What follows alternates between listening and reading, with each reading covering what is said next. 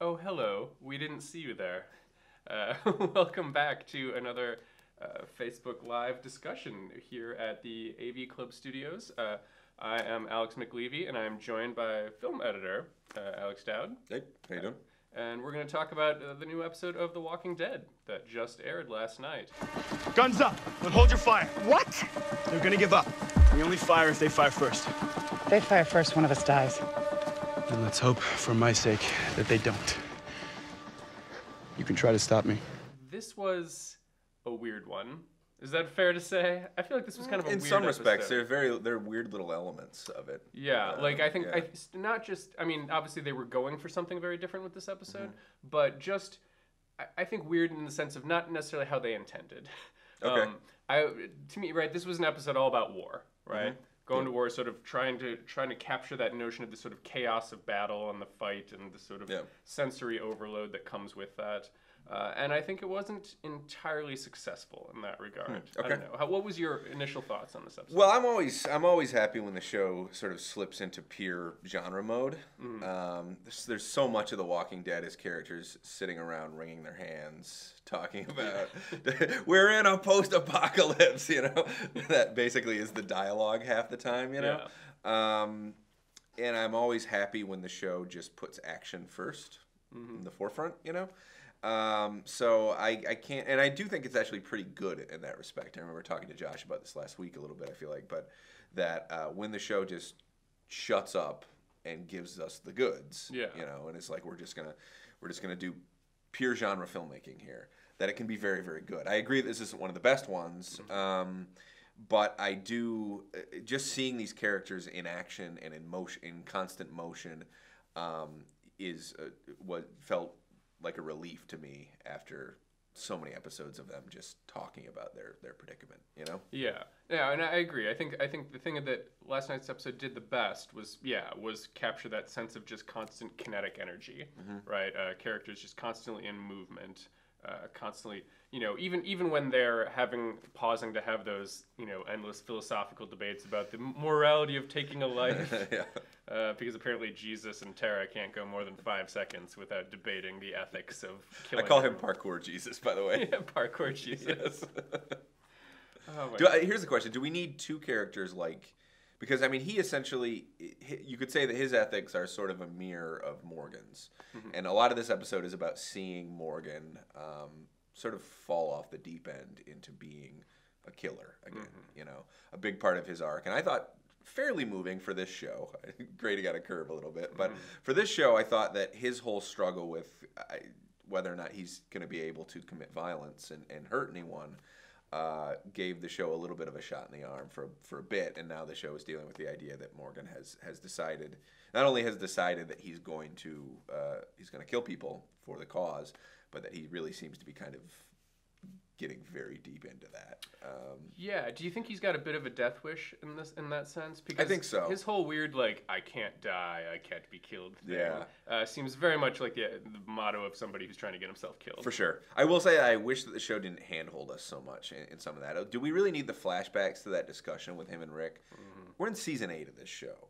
The people who are watching this, they know who these characters are. They remember Morgan's struggle. We don't need these flashbacks for us to realize that when he's walking around shooting people, that he's remembering a time when he was like wholly 100% against that, Yeah, no, I mean, and to be fair, this is something I've always kind of hammered the show for over the years, is that The Walking Dead never met subtext. It couldn't turn into text. That's very true. That's very true. It makes everything explicit. But so if we have Morgan, do we really need Parkour Jesus hand-wringing about this as well, I guess with Morgan now no longer serving that function as the sort of voice of moral reason, that you need somebody to fill that in, somebody to say, we can't just kill all these people. But at the same time, it's such a weird, horse after the cart after the horse sort of thing, because, you literally, it's based on this plan where you're going to ambush a bunch of people in their beds. Yeah. And to suddenly say that, if they put their hands up, we're not going to shoot them. Yeah, what exactly are they going to do with these prisoners? I mean, what's the end game there? Yeah. So Parkour Jesus gets his way. They take all these hostages, and they take them back. is there going to be like some sort of jail? Are they going to try to rehabilitate them? Are they hoping that once Negan falls, that all of them will just kind of go, all right, well, you guys are in charge now. We'll reintegrate into a non-murdery society. Right. You know, I mean, that guy made it very clear who he is. So I guess I'm kind of on Tara's side in that moment. You know, Yeah, well, in that he's moment, unarmed for a minute. Yeah. And then he's not unarmed, and then. Sorry, I mean, he's a liability for them, tries isn't to he? kill you. Yeah. You put him down. Yeah, and what exactly are you doing there? I mean, you're catching people unaware. You know, they might have a gun in their hand, they might not. There's a weird like. Yeah, the entire plan was predicated on this idea of people with unarmed Yes. and taking advantage of them. We're getting the jump on them because they don't murdering know we're them. coming. Exactly. Yeah. You hate to sort of beat that anti-humanist drum, but like, if this is the situation you're in and this is the plan you've come up with. Did they not go Tara's over it with right. him? Does he not know what they're there to do? He was busy doing parkour. He was doing parkour. That's right. So what else didn't you like about this episode? The only other the other thing that I had a problem with, again, I didn't mean to make it sound like I didn't like this. I actually quite enjoyed the episode overall. I just don't think it was successful at what it was trying to do entirely. Which is in trying to capture this sort of chaos and confusion of it. I think it throws us in media res, right, at the beginning. Yep. In a way that the show has done plenty of times before, but usually then explains what we're seeing. Here, the choice to keep it confusing, right, to keep it just sort of, we don't necessarily know where Rick and Daryl are even, right? We don't know what some of these other compounds are. We only really know the satellite station of the Saviors, right? And so to have this moment where supposedly you're coming in hot in this very exciting scene where, you know, Ezekiel and Carol are on the ground, some explosion has apparently just happened. And to never swing back around and tell us what that is. Yeah, it just seemed like a bit of a wasted opportunity. I mean, I think it's doing what the show does occasionally, which is slow playing a particular moment in time for these characters over a course of several episodes. I assume next week we'll find out what that's about. I think that these few episodes are probably meant to kind of be seen as a sort of a single movement, you know? Yeah. Who knows how many episodes they'll wring out of this one battle, you know? I think there will be some clarity. I will say that the incremental the sort of incremental storytelling on this show sometimes is a little frustrating. Yeah. I mean, what does this episode do in terms of moving the story forward? Almost nothing, really. I mean, we see a few things happen. Ultimately, I think I'm just grateful for some of the beats. I really liked that sort of gunfight and the realization. They're very good sometimes about taking a sort of a villainous side character whose role is essentially just to die. Yeah. You know, but humanizing them just enough so that there's some significance to that character's death. When that character on the Savior side realizes the disadvantage that they're in and realizes why our guys don't have to actually advance on them, that they're basically just creating a zombie trap around them. Yeah. That's a pretty strong moment, I feel like. Yeah. No, I agree. I thought that was a very nice moment. It was the sort of smartly executed thing that The Walking Dead doesn't always do. Right. Which hit the smarts. And I thought that was very nice. I really appreciated the fact that each of these battles, right, each of these scenarios sort of were unfolding at their own tempo. That they were all, it wasn't just go, go, go in every single situation. It was like Dunkirk. Yeah. All set over the same period of time, and they're exactly. It's not that. It's because what it did was it gave a chance for some changing up the tone amid all of the chaos and action, right? Yeah. I actually found the scenes with Rick and Daryl to be quite tense and very well done and very distinct from the rest of the episode. You know, you've got these great. That great long static shot where Rick is just going down that hallway, right, checking the doors, and you're just waiting for the other shoe to drop. Right. I thought that was quite like a really actually effective use of sort of setting it up in a different way. Sure. So do you think he's going to take the baby with him? That's a good question. I was wondering about that. I don't see how logistically. I don't see how he could. Yeah. I mean, they're in the middle of a goddamn war. And what is he going to cradle a baby while he's shooting people? I think he's got to leave it, but one might argue that it would have been more merciful for him to pull the Battlestar episode 1 move and just.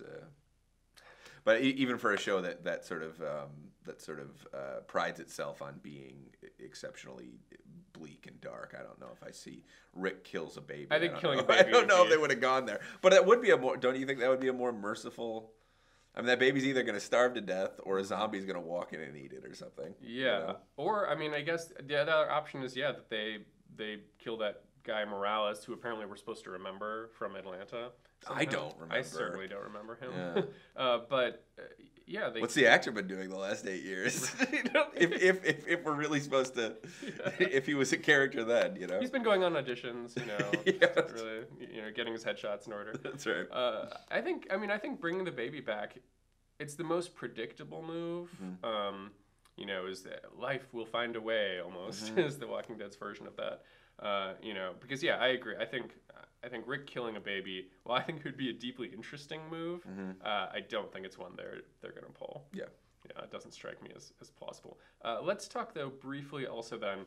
So we've talked a bit about Morgan's sort of reverting back to his state of blood-addled PTSD. Yeah. And I want to talk though about Rick's state of mind at this point, right? Because we've got this scene where he does this battle, and then we get the scene where he realizes the baby's there, right? After that fight, which I actually thought was very good. That was a very brutal, difficult to watch, like really showing you, how difficult it actually is to kill someone. Yeah.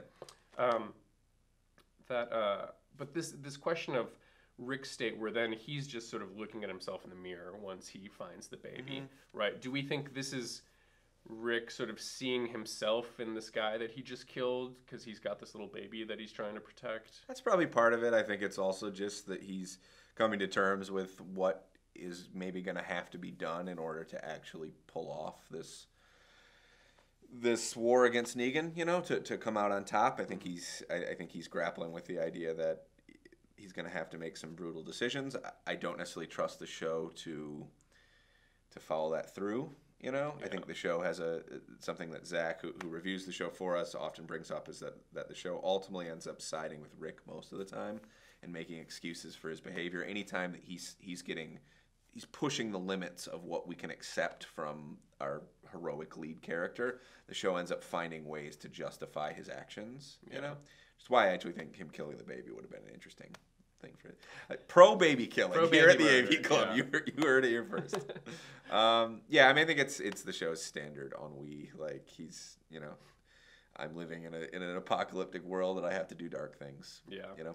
Well, then of course, maybe the best thing to end on here would be to say, all these guys doing dark, difficult, dark guy stuff. Then we've got King Ezekiel.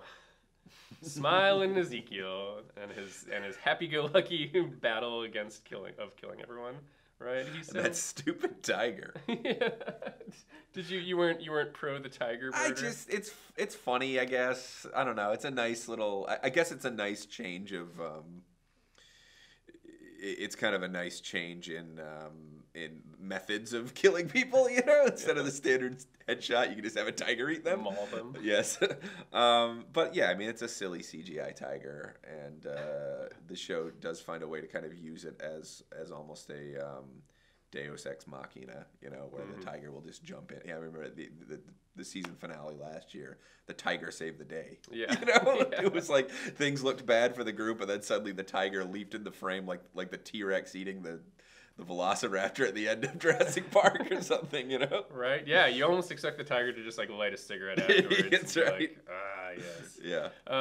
Were you sold? I actually kind of found myself for the first time somewhat, not for the first time, but one of the rare occasions where I sort of enjoyed Ezekiel's ridiculous. I run hot and cold on him because I do think that there are so many grim poker-faced characters on this show, and so many characters who exist to just wallow in their moodiness, that it is kind of fun to have a character who's being deliberately theatrical.